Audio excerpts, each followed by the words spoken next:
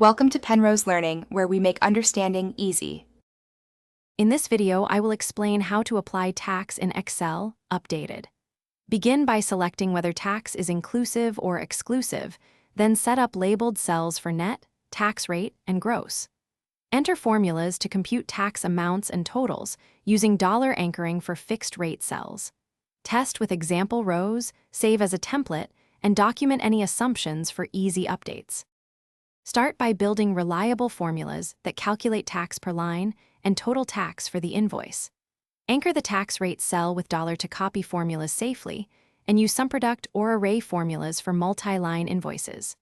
Apply round or roundup to cents so totals match receipts, and include IF tests for exemptions or reduced rates. Label intermediate cells clearly and lock your rate cell to avoid accidental edits. If you're finding this helpful, please like and subscribe so I can keep making useful tutorials. Quick recommendation: on another note, those leak-proof containers make meal prep stress-free when you're balancing spreadsheets and lunches. They stack nicely, seal tight, and save cleanup time between tasks.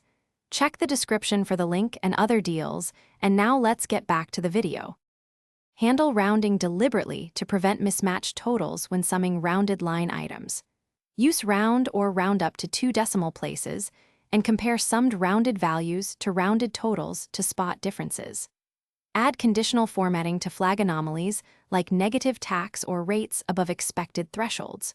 Create a reconciliation section that breaks down taxable base, tax collected, and grand totals for clear reporting and audits. Thanks for watching. If this was helpful, leave a like and consider subscribing. See you next time.